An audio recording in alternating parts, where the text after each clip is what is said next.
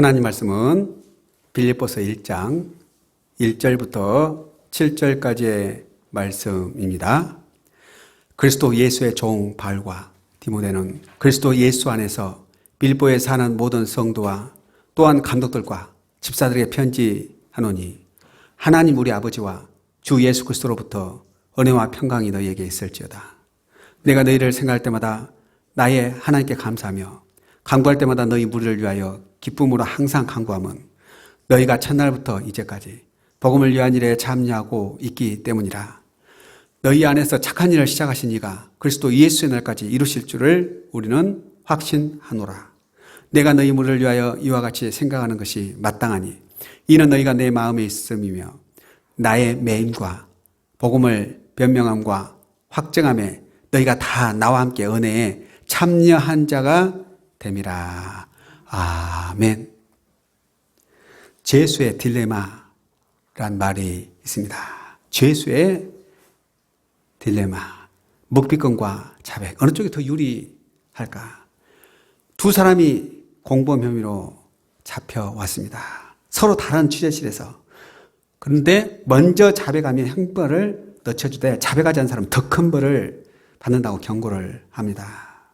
그때 어떤 선택을 해야 될 것인가? 마지막까지 묵비권 행사할 것인가? 아니면 자백을 해야 될 것인가? 그런데 분명한 것은 두 사람이 다 자백하지 않으면 혐의를 입증할 수 없어 무혐의, 다 석방될 수밖에 없습니다. 그렇지만 두 사람 중에서 한 명이라도 자백하면 결국에는 중벌을 받게 됩니다. 자, 그런데 두 사람을 각각 취조를 하면 두 사람 다 묵비권을 행사할 것 같죠. 그런데 아닙니다. 나는 묵비권을 행사하는데 상대방이 자백하면 나만 손해보는 것 아니냐. 그래서 이 게임의 결론은 두 사람 다 자백합니다. 그래서 자신들의 생각처럼 나만 피해가는 게 아니라 두 사람 다 손해를 본다. 모두가 망하게 되는 것. 이게 죄수의 딜레마입니다. 같이 협력하면 살고 배신하면 같이 죽는다. 요즘에 선거과 관련해서 공존지수라는 그런 용어가 있습니다. 공존지수. 함께 사는 사람과 관계를 얼마나 잘 맺느냐. 이것을 공존지수는 관계의 능력을 재는 지수다.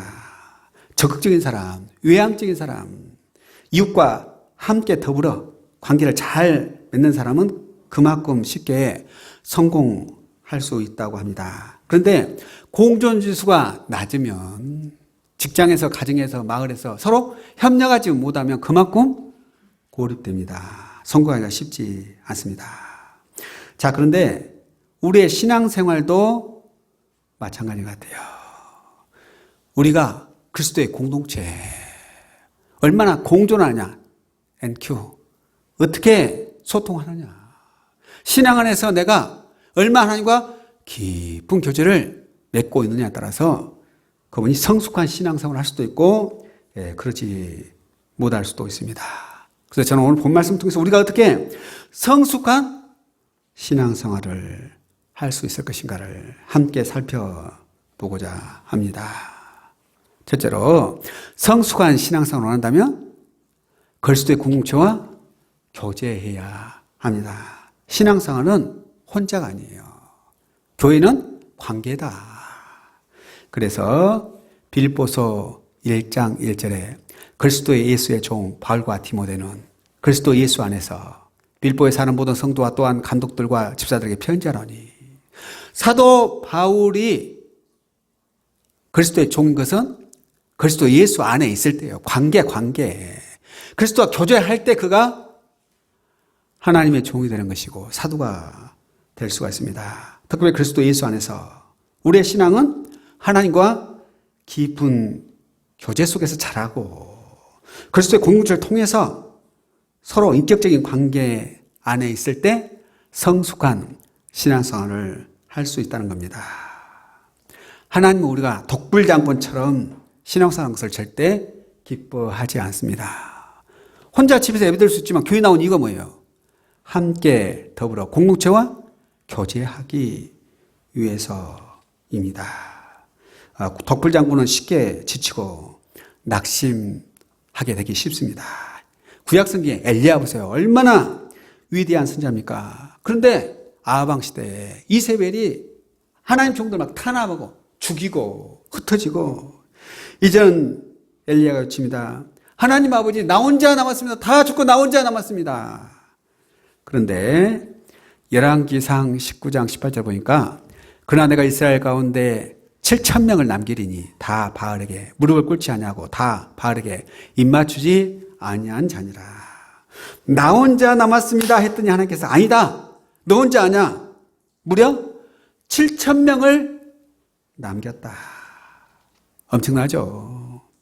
혼자 신앙사람이면 감정 기복이 심합니다. 쉽게 낙심할 수 있습니다. 그래서 참여하고 교제하고, 집에서 혼자 유튜브로 또 TV에 예배 드릴 수 있어요. 교회 나오는 이유가 뭐예요? 함께 하나님께 예배하고 교제하고, 그래서 하나님의 은혜를 나누기 원하기 때문입니다. 잠언 18장 1절에 무리에게서 스스로 갈라지는 자는 자기 소욕을 따르는 자라. 온갖 참 지혜를 배척하나이라. 뭉치면 살고 흩어지면 죽는다. 신앙생활도 마찬가지입니다. 스스로 갈라지는 자는 온갖 참 지혜를 배척한다. 그러므로 그리스도 공동체와 교제해야 합니다. 이게 쉽지 않아요. 코로나19 상황에서 우리가 어떻게 그리스도 공동체와 교제해야 되겠습니까? 어떻게 해야 돼요? 그래서 저는 제일 먼저 오늘 예배 드리죠? 이 예배를 영상으로 촬영해서 유튜브에 올립니다. 줌으로 또 함께 말씀을 나눕니다. 카톡으로 매일 성경 말씀 묵상을 나누고 있습니다. 또한 전화로 제가 안부를 묻고 또 기도를 하고 있습니다. 참 코로나19 상황에서 쉽지가 않습니다. 그러나 적당히 혼자 신앙생활 하지 마시기 바랍니다. 신앙은 공동체예요. 함께 더불어입니다. 우리의 목표는 이 땅에서 순조롭게 사는 게 문제가 아니에요. 이 땅의 삶뿐만 아니라 하나님 나라 천국을 바라봐야 할 줄로 믿습니다. 세상은 우리를 자꾸만 고립시킵니다. 혼자 예배드리라고 합니다. 혼자 기도하라고 합니다. 혼자만 있으라고 합니다.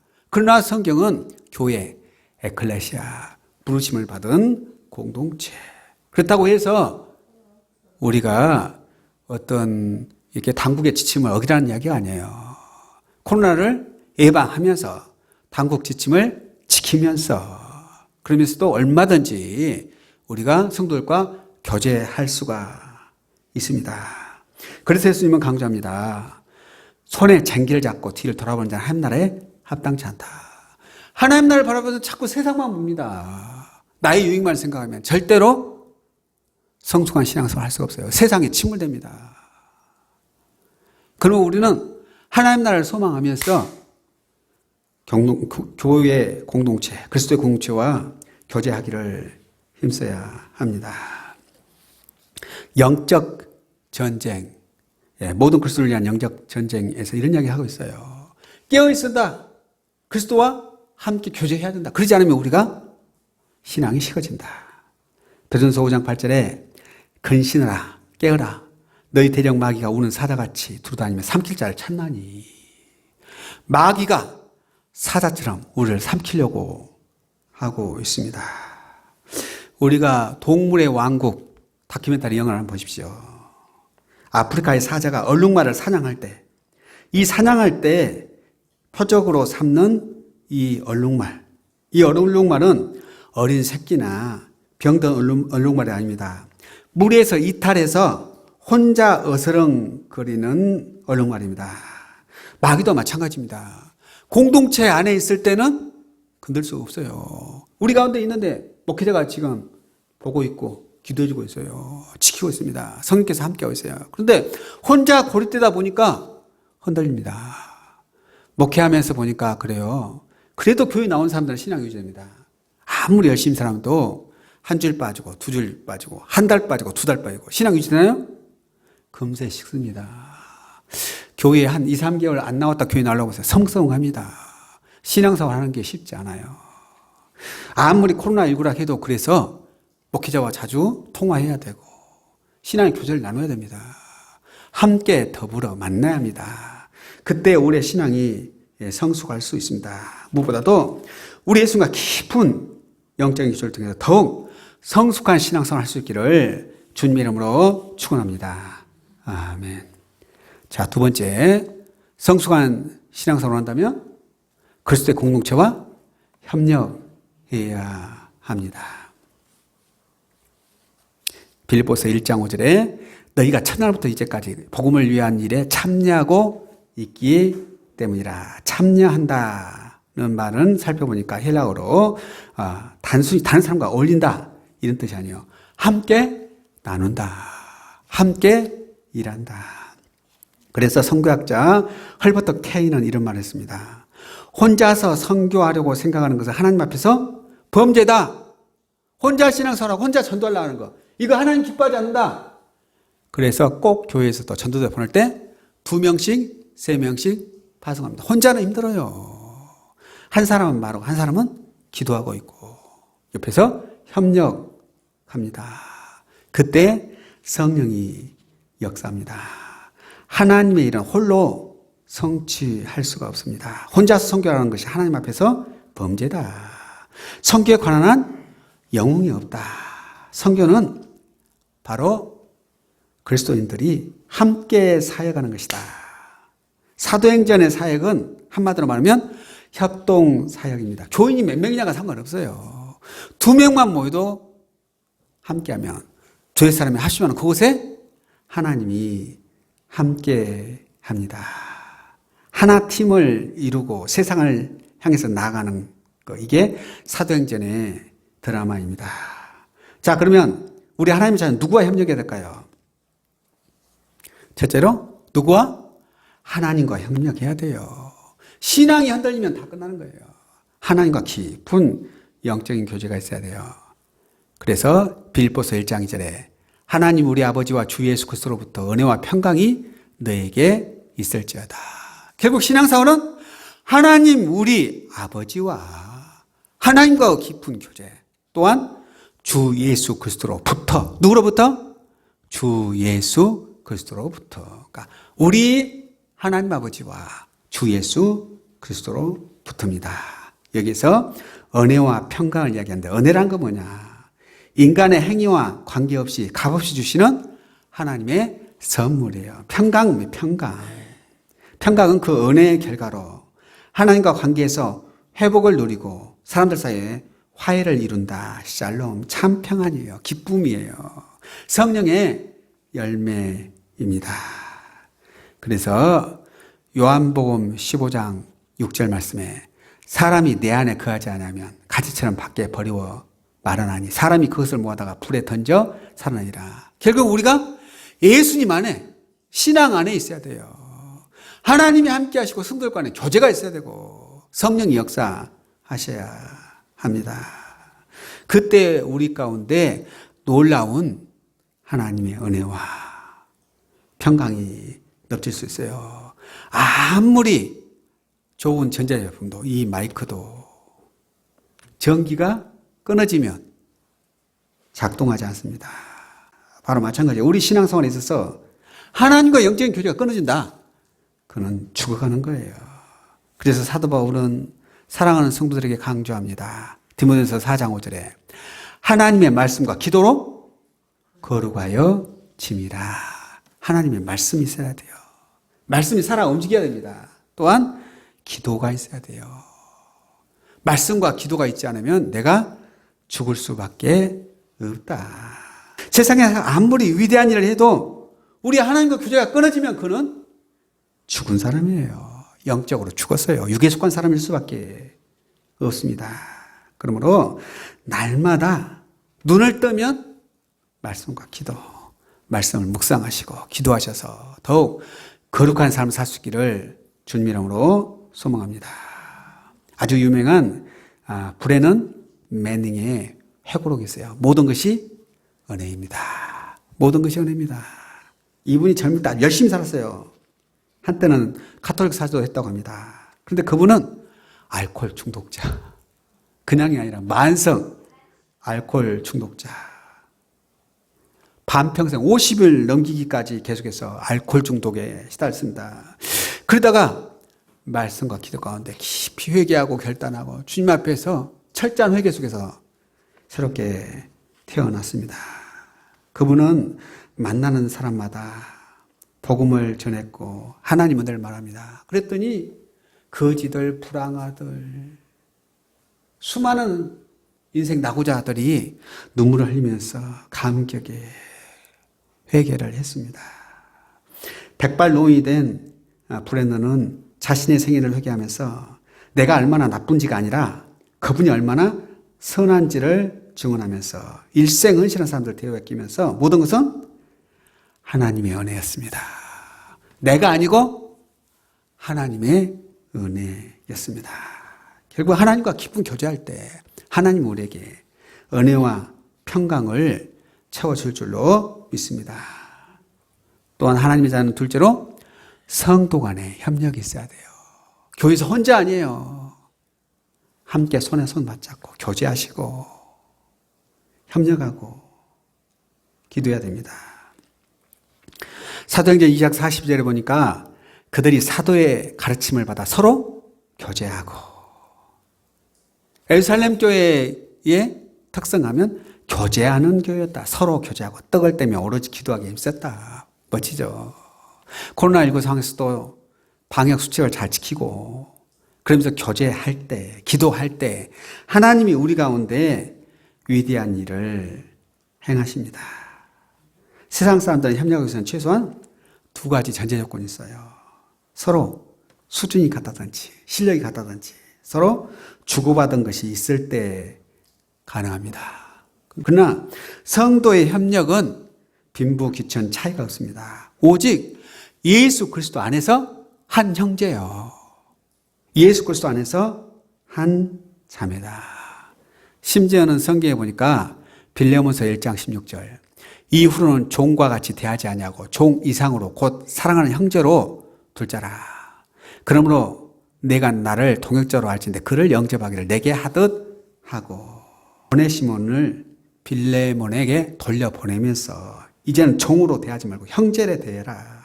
주인과 노예 사이는 서로 평등할 수가 없어요. 교제할 수 없습니다. 그러나 예수 그리스도 안에서 한 형제고 그리고 교제할 수 있는 것이죠. 이제는 더 이상 차별을 두지 말아라. 이제는 형제로 대하라고 강조합니다. 그런데 이 시대에 내가 명문대 나왔다고 부자라고 형제를 무시하면 되겠습니까? 빈부 귀천 따지지 말고 함께 협력하고 함께 교제해야 합니다. 폴 토르니는 이런 말을 했습니다. 혼자서는 할 수 없는 것이 두 가지 있다. 혼자 못하는 거 뭐가 있을까요? 하나는 결혼. 남자 혼자 결혼할 수 있나요? 없죠. 또 하나는 그리스도인이 되는 것이다. 결혼이 혼자 할 수 없는 것처럼 신앙생활도 혼자 하면 안 된다. 예배에 참석하는 것 중요해요. 교제하는 것. 그때 하나님이 우리 가운데 함께 하십니다. 세 번째로 성숙한 신앙생활을 원한다면 은혜에 참여해야 합니다. 빌립보서 1장 7절에 나의 맴과 복음을 변명함과 확증함에 너희가 다 나와 함께 은혜에 참여한 자가 됨이라. 결국 하나님의 놀라운 역사, 위대한 하나님 은혜를 체험하기 위해서 내가 성숙한 신앙생활을 하려면 은혜에 참여하는 자가 되어야 합니다. 구경꾼은 안 돼요. 구경꾼은 함께 해야 됩니다. 신앙은요 지식이 아니에요. 아는 것만 되는 게 아니에요. 성경을 읽고 묵상하고 참여해야 합니다. 우리가 하나님의 은혜에 참여해야 되는 거죠. 하나님을 만나고 성도들과 교제하고 하나님의 은혜를 체험합니다. 특별히 히브리서 10장 24절 같이 읽읍시다. 서로 돌아보아 사랑과 선행을 격려하며. 아멘. 서로 돌아보라고 했어요.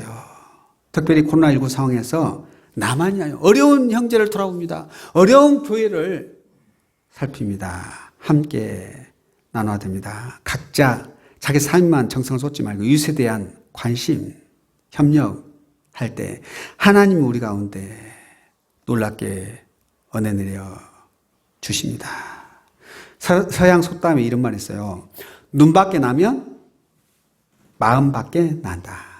아무리 친한 사이도 만나지 않으면 소원해지고 아무리 멀게 느껴졌던 사람도 자주 만나면 정든다. 미운 정도 정이다. 자주 만나야 가까워진다는 거예요.